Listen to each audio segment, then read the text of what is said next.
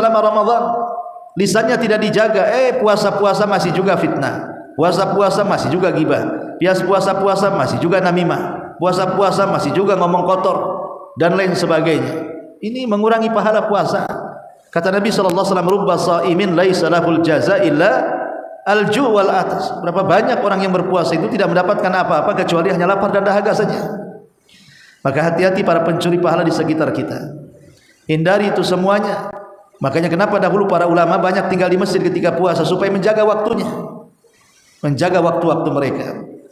Wallahu a'lam. Ini di antara muhasabah yang harus kita pahami. Dengan berjalannya Ramadan di pertengahan, berarti berjalannya waktu sungguh cepat pada diri kita.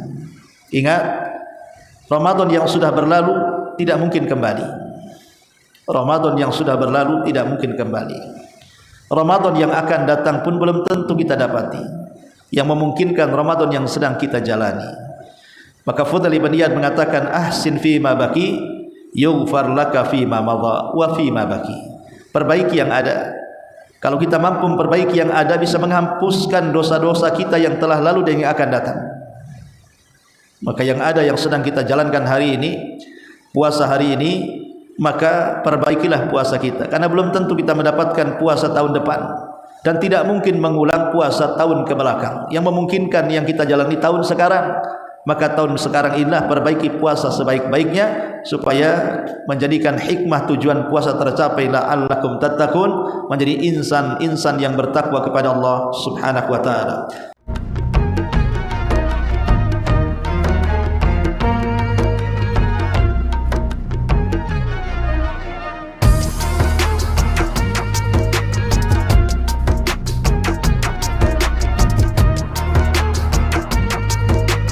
Wa ala alihi wa sahbihi wa mawalah wa la hawla wa la quwata illa billahi wa ba'd. Alhamdulillah, di siang hari ini kita bisa berkumpul di Masjid Nidaul Ilmi. Tanpa terasa Ramadan sudah mulai masuk di pertengahannya. Tentu ada muhasabah diri ketika bulan Ramadan itu mulai memasuki pertengahan. Dari sini kita tahu dengan sabda Nabi SAW, bahwa di antara alamat dari alamat-alamat kiamat adalah yataqarab az-zaman, berdekatannya waktu. Perasaan kita Ramadan kemarin baru kita mulai, sekarang sudah masuk pertengahannya. Artinya waktu demi waktu, dari zaman ke zaman itu semakin cepat. Bahkan kita yang menjalaninya pun hampir tidak sadar kalau waktu itu berjalan cepat. Faedahnya adalah sebagaimana para ulama mengatakan, fa idza dhahaba yaumun dhahaba ba'du. Kalau sekiranya satu hari hilang di bulan Ramadan dari diri kita, maka hilang juga usia pada badan kita. Ketika hilang usia pada badan kita, artinya semakin dekat kematian kita. Kalau semakin dekat dengan kematian kita, tentu pertanyaannya, apa yang kita siapkan untuk menjemputnya? Ma'asyiral muslimat yang dimuliakan Allah Subhanahu wa taala, kalau seandainya kita sebelum-sebelumnya boleh jadi kurang memperhatikan Ramadan, terutama di permulaan Ramadan sampai hari ini, mungkin ada di antara kita yang masih lalai sehingga tidak membaca Al-Quran, atau membaca Al-Quran tapi tidak banyak, atau lalai dengan sholat tarawih, masih meninggalkan tarawih, ataupun kalau sholat tarawih tergesa-gesa. atau mungkin meninggalkan zikir dan istighfar, dan begitu seterusnya. Maka seorang muslim harus muhasabah diri. Kita berada di pertengahan Ramadan, belum terlambat kita memperbaiki diri. Ma'asyiral muslimat yang dimuliakan Allah Subhanahu wa taala, lalu bagaimana caranya supaya Ramadan ini lebih bermakna, supaya Ramadan ini lebih menghasilkan takwa, supaya Ramadan ini bisa menjadikan ampunan bagi dosa-dosa? Inilah yang kita akan bahas, bagaimana caranya Ramadan semakin berkualitas. Baik, pertama, iringi puasa kita dengan tetap menjaga solat 5 waktu kita. Jangan kita perhatikan puasanya tapi solat 5 waktunya kita abaikan. Karena banyak di antara kaum muslimin yang mereka meninggalkan solat 5 waktu tapi mereka berpuasa. Ini sebuah kesalahan, karena bagaimanapun baik dan tidaknya puasa itu ditentukan dengan solat 5 waktunya. Bukankah Nabi SAW yang bersabda, fa in saluhat salatuhu saluha sairu amalihi, wa in fasadat salatuhu fasada sairu amalihi. Kalau seandainya salat 5 waktunya baik, maka amalan-amalan yang lain dianggap baik, termasuk puasa. Tapi kalau salat 5 waktunya tidak baik, maka amalan-amalan yang lainnya juga tidak dianggap baik, termasuk puasa. Maka jangan sampai kemudian puasa-puasa kita ini meninggalkan salat 5 waktu. Iringi puasa dengan menjaga salat 5 waktu. Ma'asyiral muslimat yang dimuliakan Allah Subhanahu wa taala. Yang kedua, iringilah puasa dengan tidak meninggalkan salat tarawih. Iringi puasa dengan tidak meninggalkan salat tarawih. Kenapa demikian? Karena Nabi SAW menyebutkan keutamaan tarawih. Nabi SAW bersabda, "Man qama Ramadhana imanan wa ihtisaban ghufira lahu ma taqaddama min dhanbi." Barang siapa yang menegakkan ibadah di malam hari, salah satunya tarawih, yakin akan perintahnya, mengharap akan pahalanya, maka dosa-dosanya akan diampuni oleh Allah Subhanahu wa taala. Maka supaya puasa kita terjaga, jangan pernah meninggalkan tarawih. Karena ada orang-orang yang menjaga ibadah di siang harinya, tapi kemudian dirobek pahalanya di malam harinya. Puasa iya, tapi kalau sudah datang waktu maghrib, mulai dia bermaksiat kepada Allah Subhanahu wa taala. Sehingga ibadah di siang hari yang sudah lelah letih seseorang itu menahan lapar, dahaga dan syahwat, puasanya dihilangkan di malam hari dengan berbagai macam maksiat.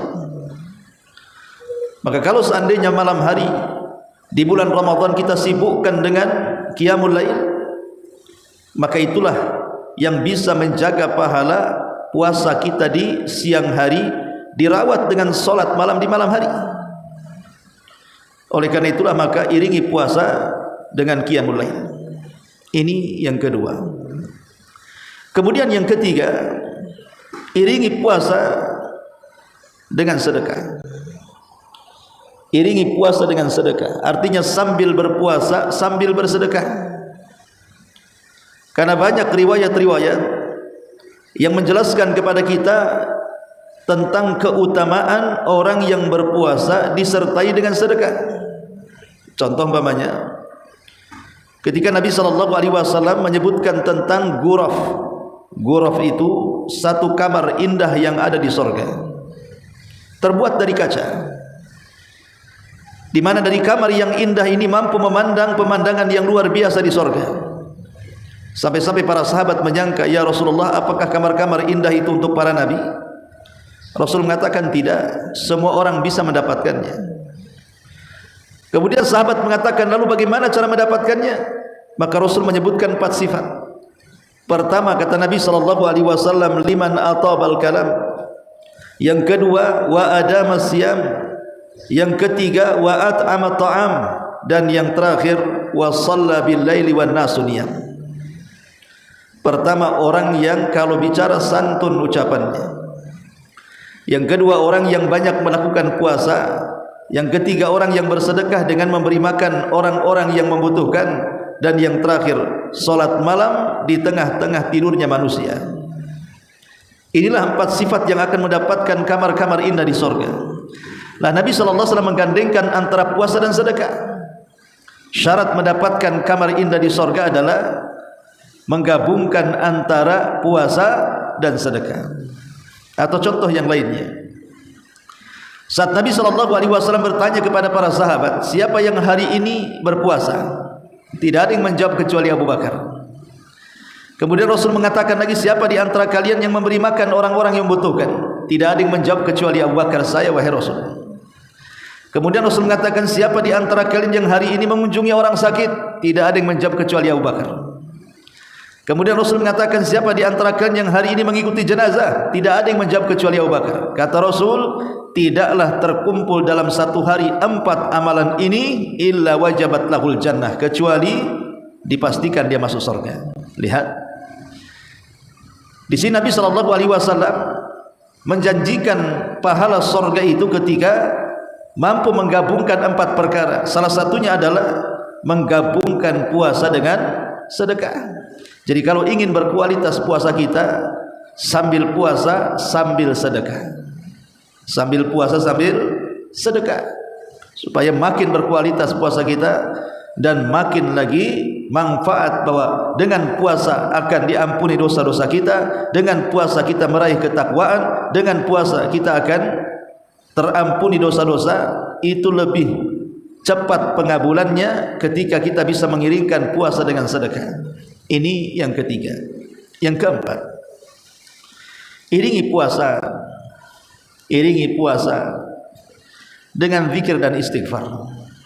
Jadi sambil puasa, ibu sambil zikir, subhanallah, alhamdulillah, Allahu akbar, la ilaha illallah, la haula wala quwata illa billah. Terserah mau zikir apa saja, subhanallah wa bihamdi, subhanallahil azim.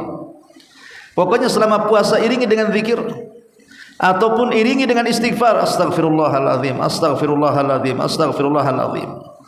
Kenapa demikian?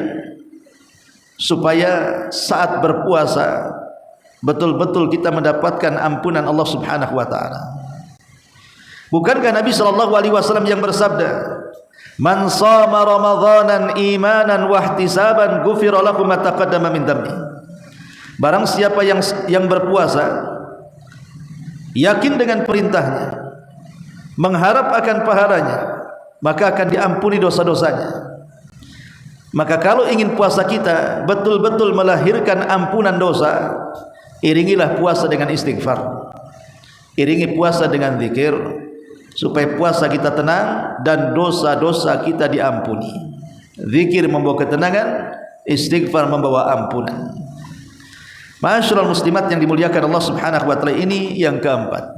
Kemudian yang kelima, setelah kita mengiringi puasa dengan menjaga salat 5 waktu, setelah kita mengiringi puasa dengan tidak meninggalkan tarawih, setelah kita berpuasa dengan mengiringi baca Quran, setelah kita puasa dan kita iringi dengan sedekah, kemudian juga yang kelima mengiringi puasa dengan zikir dan istighfar, maka yang keenam, iringi juga puasa dengan ightinamul waqti. Ightinam al-waqti. Apa ightinamul waqti? Menjaga setiap detiknya betul-betul digunakan untuk meraih pahala sebanyak-banyaknya. Jangan sampai selama Ramadan detik-detik puasa kita itu kita sia-siakan begitu saja. Kalau memang kita ini sedang semangat baca Quran, baca Quran. Kalau kita sedang semangat zikir, zikir. Kalau semangat istighfar, istighfar. Ataupun memberikan nasihat, atau kalau ada kesempatan menolong saudaranya, tolong saudaranya, angkatkan barangnya. Pokoknya jangan sampai sedetik pun dari mulai terbit fajar sampai terbenam matahari ada waktu-waktu yang sia-sia. Jangan disia-siakan waktu. Karena bagaimanapun amalan-amalan yang dilakukan di bulan Ramadan itu akan dilipat gandakan dibandingkan di luar Ramadan. Maka detik-detiknya sangat berharga sekali. Menit-menitnya di bulan Ramadan itu sangat berharga sekali. Maka amalkan firman Allah Subhanahu wa taala, fa idza faraghta fansab. Fa idza faraghta fansab. Apabila engkau selesai mengamalkan sebuah amalan, fansab, lakukan amalan yang lainnya. Kalau kita sudah melaksanakan yang wajib, ambil yang sunnahnya. Kalau kita sudah melaksanakan ibadah berat, ambil yang ringan-ringannya. Jadi kalau bisa setiap kita ini berpuasa setiap harinya, manfaatkan waktu-waktunya. Jangan ada celah waktu saat berpuasa itu tidak digunakan untuk meraih pahala. Contoh mamanya adalah waktu malah kemudian digunakan untuk jalan-jalan. Bahasa Ramadannya ngabuburit. Habis asar udah disiapin tuh motornya sama suaminya. Kemana bang? Ke Ciptapuri. Apa di Ciptapuri? Ada pasar kaget di sana. Mulai dia 4:30 udah berangkat. Nanti nggak puas di Ciptapuri, oh ada tuh di Tiban Center ada juga pasar kaget, ke Tiban Center. Masih penasaran juga, oh ada tuh di dalam tuh Ciptalen, ke Ciptalen sana. Oh ada kok, jangan jauh-jauh tuh di lampu merah Sekupang juga ada tuh, ke lampu merah. Jadi putar-putar aja, coba bayangkan, hanya untuk mencari iftar. Padahal sebenarnya nyari iftar itu sebentar saja. Datang ke yang dekat, apa yang kita beli, langsung beli, balik. Kan gitu harusnya. Kenapa mesti keliling-keliling kayak orang tawaf? Akhirnya kemudian waktu habis di situ hanya untuk mencari makanan yang bisa dimakan untuk iftar. Maka sebaiknya kurangi ngabuburit itu. Apalagi di waktu-waktu menjelang di mana doa-doa kita ini mustajab saat berpuasa. Maka jangan kemudian seseorang melampiaskan waktu-waktu yang senggang untuk perkara-perkara yang tidak ada manfaatnya. Ini yang keenam. Sambil puasa iringi dengan menjaga waktu-waktunya. Kemudian yang ketujuh, sambil berpuasa kita juga banyak melakukan kebajikan-kebajikan. Banyak melakukan kebaikan-kebaikan. Contoh umpamanya sambil puasa tersenyum kepada saudaranya yang muslim atau ibu yang muslimah. Karena senyum sendiri hukumnya sedekah. Nabi mengatakan tabassumuka li akhika shadaqah. Lemparan senyummu kepada saudaramu itu sedekah. Apa salahnya sambil puasa senyum kepada saudaranya? Itu pahala. Atau sambil berpuasa nampaklah kemudian ada hal-hal yang mengganggu di jalan. Sambil pulang dari sini ke rumah, nampak di jalan ada beling, ada paku, ada batu, ada kayu atau apa namanya. Ini kalau dibiarkan pasti mengganggu orang jalan. Sisihkan.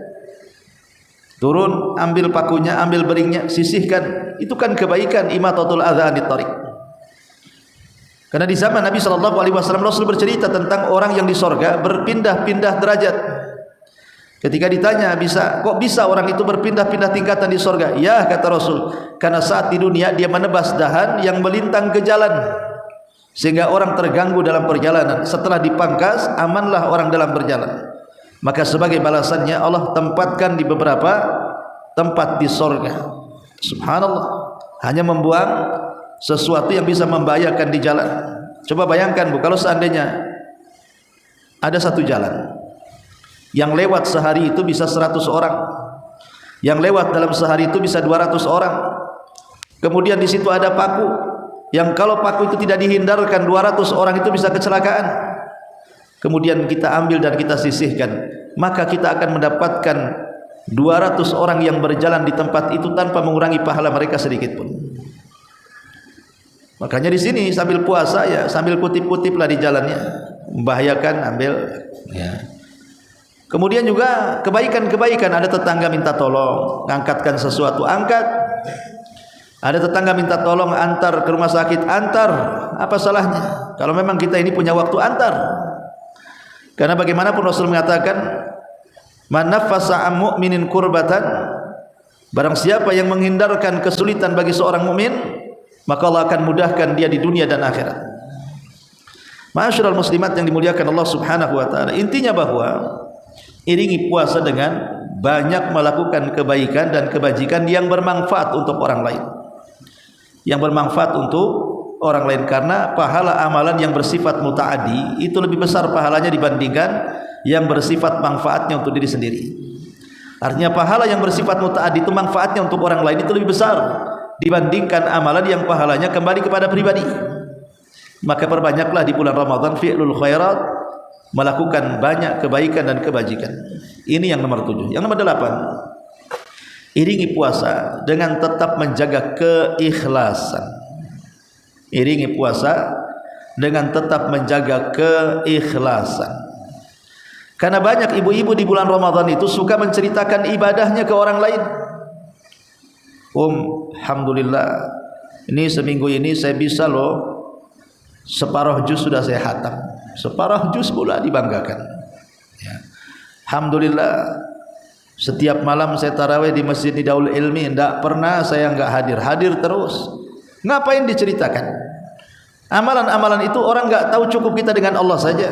Tidak perlu diceritakan. Alhamdulillah puasa saya masih oke, belum batal. Enggak usah diceritakan. Jadi ibadah-ibadah di bulan Ramadan cukuplah yang tahu Allah dengan kita saja, tidak perlu diceritakan kepada orang ataupun dibanggakan di hadapan orang dengan mengatakan, alhamdulillah saya sudah ngasih iftar ke masjid. Mungkin di Batam ini 5 atau 6 masjid saya setiap hari ngasih iftar, dengan bangganya dia. Itu riya. Bisa menghapus pahala puasa, bisa menghapus pahala ibadah-ibadah di bulan Ramadan. Maka iringi puasa dengan tetap menjaga keikhlasan dan juga jangan riya. Dan yang terakhir sebagai nasihat, iringi puasa dengan tetap berpuasa seluruh anggota badan. Jangan puasa itu hanya sekedar menahan lapar, syahwat dan dahaga saja, sementara anggota badan tidak puasa. Tetap berpuasa. Ya, lisannya sudah tidak makan, tidak minum, kemaluannya sudah tidak melakukan syahwat atau melampiaskan syahwat, maka matanya pun dijaga. Berpuasa tidak memandang kecuali yang halal. Telinganya berpuasa tidak mendengar kecuali yang bermanfaat. Lisannya berpuasa tidak bicara kecuali yang santun. Kakinya berpuasa tidak melangkah kecuali ke tempat-tempat ibadah. Hatinya berpuasa tidak berfikir kecuali hanya Allah yang dipikirkannya. Dan begitu seterusnya. Supaya puasa kita lebih berkualitas dan Ramadan kita juga lebih berkualitas di hadapan Allah Subhanahu wa taala. Ma'asyiral muslimat yang dimuliakan Allah Subhanahu wa taala. Dari sini penting kita ini menjaga puasa kita supaya Allah mengatakan la'allakum tattaqun, agar kita bertakwa kepada Allah itu menjadi sebuah kenyataan. Dan kita tahu bahwa puasa itu termasuk melelahkan, Bu. Beda dengan salat, Bu, ya. Kalau salat itu kan bisa hitungannya sesuai dengan keinginan. Ibu bisa mempendekkan salat dengan membaca pendek bacaan, ibu bisa memanjangkan salat dengan memanjangkan bacaan. Tapi kalau puasa tidak. Puasa ibu tidak bisa pendek panjang. Puasa itu pas waktunya. Enggak bisa saya pendekkan asar buka, saya pendekkan zuhur buka. Oh, enggak bisa. Puasa itu sudah ditetapkan setelah terbit fajar sampai terbenam matahari, dan harus menahan lapar dan dahaga. Artinya puasa ini tersiksa sebenarnya. Tapi demi mendapatkan pahala besar, demi mendapatkan pahala yang melimpah, pahala yang banyak, makanya kita berusaha untuk menjalaninya dengan ikhlas. Tetap kita menahan lapar walaupun di depan kita ada makanan. Tetap menahan haus walaupun di hadapan kita ada minuman. Tetap kita menahan syahwat walaupun di hadapan kita ada yang halal. Karena puasa itu melatih untuk menghindar yang haram, karena yang halal saja tidak dibolehkan. Tetapi ada orang-orang di bulan Ramadan itu yang tak sayang pahala. Ada di bulan Ramadan itu orang-orang yang sama sekali enggak peduli dengan pahala. Apakah pahalanya hilang ataukah tidak? Apakah pahalanya diambil orang atau tidak? Enggak peduli. Ada orang-orang itu yang enggak peduli dengan pahala. Sehingga pahala hilang di badan dia itu tidak merasa sedih, apalagi merasa kehilangan. Padahal selama Ramadan itu banyak para pencuri pahala di sekitar kita, Bu. Contohnya apa para pencuri pahala itu? Pertama, handphone yang di depan kita. Betapa banyak pahala kita itu tersedot dengan handphone kita. Karena isi handphone kita ini banyak hal-hal yang sebenarnya tidak layak dilihat kita lihat. Terkadang kita sedang lihat Facebook, keluar aurat-aurat yang sebenarnya kita tidak boleh lihat, terlihat juga. Kemudian lebih lanjut lagi, terlena dengan handphone, akhirnya yang dilihat bukan dakwah, mulai lihat sinetron, lihat film, lihat mainan, lihat berita, lihat apa, habis waktu di situ. Habis pula pahala kita di situ. Atau mungkin kalau zaman dulu televisi lah kan begitu ya, nongkrong di televisi dari mulai pagi sampai maghrib, nggak lepas, seolah-olah televisi masuk ke matanya. Nah ini kan menghabiskan waktu itu, menyia-nyiakan pahala kita. Atau main sengaja di malam hari begadang, tidak tidur sampai subuh, kemudian balas dendamnya pagi sampai sore tak bangun-bangun. Nah ini kan menghabiskan waktu begitu saja, tidak ada manfaat, hilang pahala ya. Ataupun umpamanya selama Ramadan lisannya tidak dijaga, puasa-puasa masih juga fitnah, puasa-puasa masih juga ghibah, puasa-puasa masih juga namimah, puasa-puasa masih juga ngomong kotor dan lain sebagainya. Ini mengurangi pahala puasa. Kata Nabi SAW, rubba shaimin laisa lahul jaza illa al-ju' wal atas. Berapa banyak orang yang berpuasa itu tidak mendapatkan apa-apa kecuali hanya lapar dan dahaga saja. Maka hati-hati para pencuri pahala di sekitar kita. Hindari itu semuanya. Makanya kenapa dahulu para ulama banyak tinggal di masjid ketika puasa, supaya menjaga waktunya, menjaga waktu-waktu mereka. Wallahu a'lam. Ini di antara muhasabah yang harus kita pahami dengan berjalannya Ramadan di pertengahan, berarti berjalannya waktu sungguh cepat pada diri kita. Ingat, Ramadan yang sudah berlalu tidak mungkin kembali.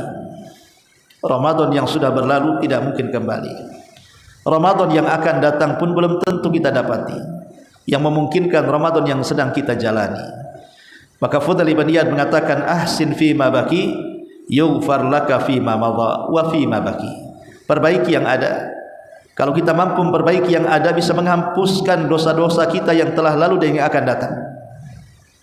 Maka yang ada yang sedang kita jalankan hari ini, puasa hari ini, maka perbaikilah puasa kita, karena belum tentu kita mendapatkan puasa tahun depan, dan tidak mungkin mengulang puasa tahun ke belakang. Yang memungkinkan yang kita jalani tahun sekarang, maka tahun sekarang inilah perbaiki puasa sebaik-baiknya, supaya menjadikan hikmah tujuan puasa tercapai, la'allakum tattaqun, menjadi insan-insan yang bertakwa kepada Allah Subhanahu wa taala. Subhanakallah bihamdika asyhadu an la ilaha illa anta astaghfiruka wa atubu ilaik. Allahu ta'ala alam. Assalamualaikum warahmatullahi wabarakatuh.